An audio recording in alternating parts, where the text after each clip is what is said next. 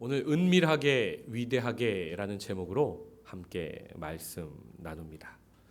혹시 예배 중에 추우신 분들은 이 악물고 참지 마시고 손을 살짝 드시면 뒤에서 우리 눈치 빠르신 예배 부장님께서 움직이셔서 온도를 좀 조절해 드리도록 하겠습니다. 한 초등학생의 시를 제가 읽어 드리겠습니다. 엄마가 있어서 좋다. 나를 예뻐해 주니까. 냉장고가 있어서 좋다. 나에게 먹을 것을 주니까. 강아지가 있어서 좋다. 나랑 놀아주니까. 아빠는 왜 있는지 모르겠다. 오래전 한 초등학생의 시가 아빠들의 마음을 울렸습니다. 아빠가 열심히 일한 돈으로 냉장고도 사고 강아지도 산 줄 모르는 철없는 아이의 시이지요. 하지만 이 시대를 사는 바쁜 아버지와 자식들 간의 거리감은 현실이라 그냥 웃어 넘기기는 힘든 것 같습니다. 저는 이 시를 보며 하나님을 아버지라 부르는 우리 성도가 생각이 났습니다. 우리가 너무 익숙하게 기도할 때 아버지 하고 부르기는 하는데 하나님의 응답이 지연되거나 잘 느껴지지 않으면 아빠는 왜 있는지 모르겠다고 말하는 초등학생처럼 우리 성도도 하나님이 멀게만 느껴질 때가 간혹 있기 때문입니다. 여러분, 목사가 예배 마지막에 축도할 때 삼위일체 하나님의 이름으로 축도를 합니다. 그런데 그 내용 여러분 혹시 기억나십니까? 예수님은 뭐라고 간구하며 축도하죠? 우리 주 예수 그리스도의 은혜로 기도하고요. 성령님은 성령의 교통하심과 라고 기도하고요. 하나님을 뭐라고 기도하는 줄 아십니까? 하나님의 사랑으로 기도를 합니다. 여러분, 하나님이 사랑이라는 겁니다. 또 성경은 하나님을 어떻게 설명합니까? 요한 1서 4장 8절의 말씀입니다. 사랑하지 아니하는 자는 하나님을 알지 못하나니 이는 하나님은 사랑이심이라. 아멘. 성경도요, 우리 하나님을 한 단어로 사랑이라고 정의합니다. 우리가 하나님이 일하시는 방법을 잘 몰라서 그렇지 사실 하나님은 우리를 정말로 사랑하십니다. 그래서 우리는 성경을 좀 자세히 보고 또 인류 역사를 보고 하나님이 우리를 어떻게 위하시고 어떻게 사랑하셔서 어떻게 일하시는 분인지 알아야 하는 것입니다. 결론부터 미리 말씀드리면 하나님은요, 은밀하게 그러나 위대하게 일하십니다. 어느 영화 포스터가 생각나지 않으십니까? 그 사랑의 방법이 너무도 은밀해서 사람들이 그 위대함을 잘 발견하지 못하는 겁니다. 오늘 우리가 본 누가복음 본문은 하나님이 은밀하게 일하시는 모습이 잘 나타나 있습니다. 본문 1절의 말씀입니다. 그때에 가이사 아구스도가 영을 내려 천하로 다 호적하라 하였으니. 아멘. 하나님이 지금 우리에게 가장 큰 선물인 독생자 예수를 주시는데 어떻게 일하고 계십니까? 첫째로 하나님은 의외로 세상의 악함도, 세상의 악인도 사용하십니다. 카이사르 아우구스투스는 로마의 초대 황제였습니다. 율리우스 시저의 조카였던 그는 황제 숭배를 강요하는 독재자의 길을 걸었던 사람입니다. 그의 생일이 9월 23일인데 이거를 새해 첫날로 바꿉니다. 그리고 자신을 구세주라고, 신이라고 선포합니다. 또 그렇게 정치를 하는데 돈이 많이 필요했던 그는 세금을 걷기 위해 호적 조사를 명령했고 이것이 요셉과 마리아로 하여금 베들레헴으로 가게 하는 계기를 만들었던 것입니다. 그리고 그곳 베들레헴에서 성경의 예언대로 진짜 구세주가 탄생하게 됐습니다. 이처럼 하나님은 가짜 구세주의 통치하는 시대에 진짜 구세주가 태어나도록 역사하십니다. 로마서 8장 28절을 제가 읽겠습니다. 우리가 알거니와 하나님을 사랑하는 자 곧 그의 뜻대로 부르심을 입은 자들에게는 모든 것이 합력하여 선을 이루느니라. 아멘. 하나님은 이처럼 사람의 악도 사용하셔서 모든 것이 합력하여 선을 이루도록 인도하십니다.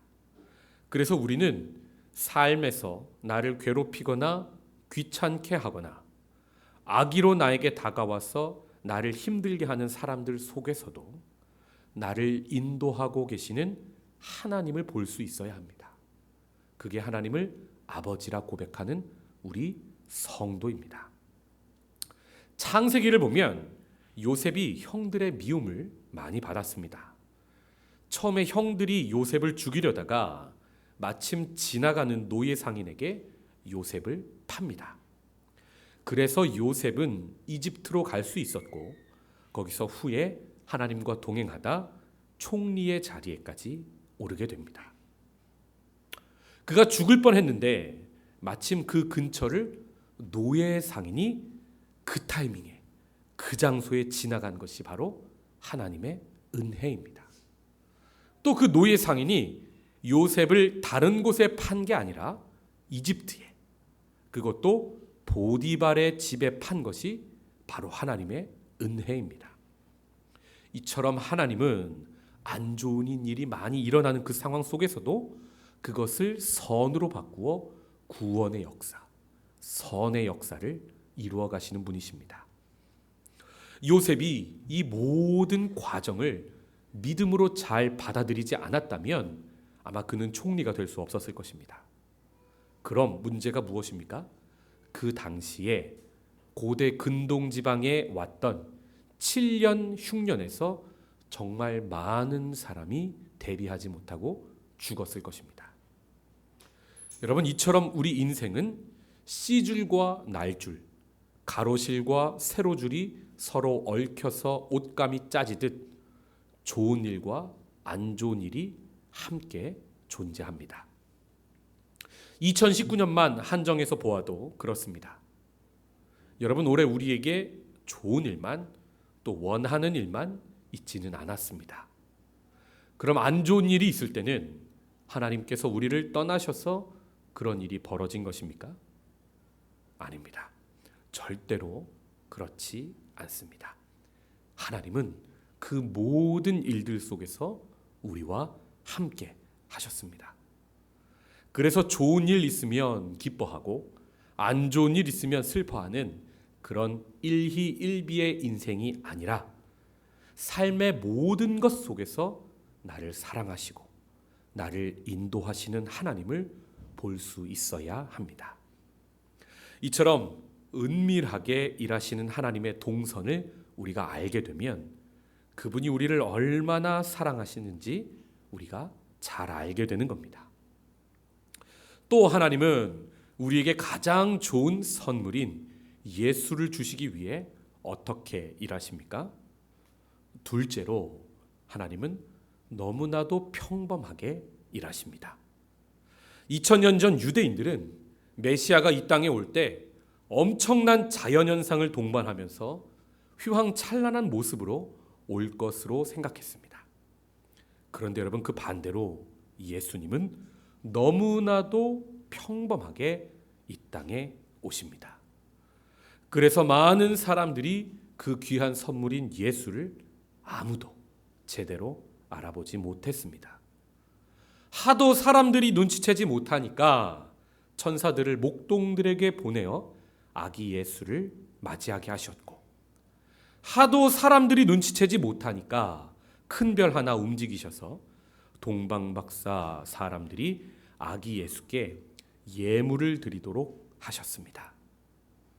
또 예수님이 태어나신 베들레헴을 생각해 보십시오. 우리는 베들레헴이 예수님 고향이니까 무언가 대단한 도시라고 생각하기 쉬운데 절대 그렇지 않습니다. 시골 중의 시골이 베들레헴이었습니다. 세계의 수도 로마, 또 화려한 그 팔레스타인의 수도 예루살렘, 또 아름다운 항구 도시였던 가이사랴, 이렇게 좋은 도시들도 많았는데 하필이면 작은 시골 마을 베들레헴이었습니까? 오죽하면 미가 선지자가 주님 오시기 전 650년경에 예언하기를 베들레헴 에브라다야 너는 유다 족속 중에 작을지라도 라고 말하며 예언했겠습니까? 거대한 로마 제국의 변방, 세계 지도를 로마 중심으로 보면 저 한쪽 구석의 식민지였던 이스라엘, 또 그 중에서도 작고 가난한 마을을 예수님의 탄생지로 택하신 것은 우리 하나님의 겸손하신 성품을 우리에게 너무도 잘 보여주고 있습니다. 또 하나님이 예수님을 선물로 보내기 위해 선택하셨던 사람 요셉과 마리아를 보십시오. 물론 다윗 왕의 후손이긴 하였지만 그것도 1000년 전의 왕족 이야기였고, 사실 그 당시 요셉은 정말 가난하디 가난했던 목수였습니다. 또 마리아는 어떻습니까? 10대의 미혼모였습니다. 요셉이 의로운 사람이 아니었다면 당신은 돌 맞아 죽을 사람이었습니다. 메시아가 이렇게 오시리라고는 아무도 예측할 수 없었던 겁니다. 이처럼 하나님이 평범하게 일하시는 것은 계속 본문에 나옵니다. 누가복음 2장 3절의 말씀입니다. 모든 사람이 호적하러 각각 고향으로 돌아가매. 아멘. 독재자가 인구조사를 하는 이유는 세금을 많이 걷어서 나라의 돈을 증가시키기 위함입니다. 과거나 지금도 세계 도처에서 목격하는 평범한 현실에 불과합니다. 그래서 모든 사람이 호적하러 고향으로 가는 겁니다. 그런데 여러분 잘 생각해 보면 이 명령이 아니었으면 요셉과 마리아는 베들레헴으로 가지 않았을 것이고 아마 자신들이 살던 갈릴리에 계속 있었을 겁니다. 그럼 메시아가 베들레헴에서 난다는 구약의 예언은 아마도 성취되지 못했을 것입니다. 무슨 말입니까? 성경을 보면 요셉과 마리아는 특별한 하나님의 음성을 듣고 예수님의 탄생을 준비하기도 했지만 동시에 너무도 평범한 세상에서 일반적으로 일어나는 모든 사람에게 펼쳐지는 그 일들을 따라가다 보니 어느새 베들레헴까지 갔고 어느새 구약의 예언을 성취하게 되었던 것입니다. 이처럼 하나님은 특별하게도 역사하시지만 동시에 세상에서 일반적으로 돌아가는 모든 일도 사용하십니다. 우리에게 힘이 없어서 또 어쩔 수 없이 세상 속에서 살며 세상의 질서를 따르는 우리의 평범한 일상도 하나님께서 사용하신다 이 말입니다. 이처럼 하나님은 평범하게 예수님을 이 땅에 보내셨습니다.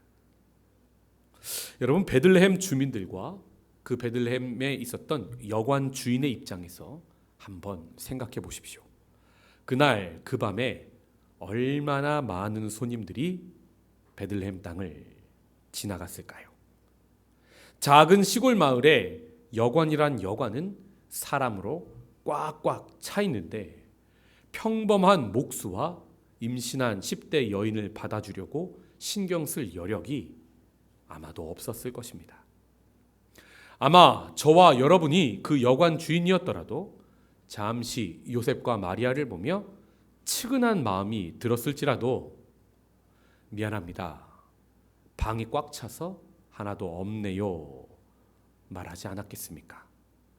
그 중에 그래도 한 주인이 임신 쓰듯 자기 마구간을 내어줍니다. 그리고 그곳에서 아기 예수가 탄생해 말 구유에 누이게 되었던 것입니다. 누가복음 2장 6절과 7절의 말씀입니다. 거기 있을 그때에 해산할 날이 차서 첫 아들을 낳아 강보로 싸서 구유에 뉘었으니 이는 여관에 있을 곳이 없음이로라. 본문 말씀을 보면 아이를 낳는 과정에서 도움을 준 사람조차 별로 보이지 않습니다. 이 아이가 메시아임을 알았더라면 사람들이 이렇게 대접했을까요? 여관에 있을 곳이 없음이로라. 이 말씀이 설교를 준비하는 내내 그렇게 제 가슴에 남아 메아리 쳤습니다. 당시에 많은 집주인들이 아이가 나올 것 같아 급히 묵을 곳을 찾는 요셉과 마리아에게 방 없습니다 라고 말하며 바삐 자기 일상으로 돌아갔을 것입니다. 그래서 예수님은 지극히 작은 자 하나에게 한 것이 곧 나에게 한 것이다 말씀하시는 겁니다. 성도 여러분, 우리는 대림절 넷째 주 성탄주의를 보내고 있습니다. 이 땅에 아기의 모습으로 성육신하신 예수님을 기억하고 다시 오실 주님을 기다리는 시기입니다. 2000년 전 예수가 어떻게 오셨는지 알아야 이제 어떻게 다시 오실지 우리는 알 수 있고 그래야 준비를 할 수 있습니다. 물론 다시 오실 주님은 첫 번째 오실 때와는 너무나도 다르게 천사장의 나팔 소리, 또 구름을 타고 세상 모든 사람들이 보는 가운데 오실 것입니다. 그러나 그 전에 예수님은 이미 성령을 우리에게 보내셔서 우리의 평범한 삶에 지금 보이지 않지만 함께하고 계심을 우리는 알아야 합니다. 지금 우리와 함께 하시는 그분은 계속해서 너무도 은밀하게 그러나 위대하게 일하고 계십니다. 방 없어요 라고 예수님을 모실 절호의 기회를 발로 차버린 어리석은 여관 주인은 되지 맙시다. 마라나타, 아멘 주 예수여 어서 오시옵소서라고 맞이하는 저와 여러분이 되시길 주님의 이름으로 축복합니다. 마지막으로 시편 70편 4절의 말씀을 함께 읽겠습니다. 시작. 주를 찾는 모든 자들이 주로 말미암아 기뻐하고 즐거워하게 하시며 주의 구원을 사랑하는 자들이 항상 말하기를 하나님은 위대하시다 하게 하소서. 아멘. 기도하겠습니다.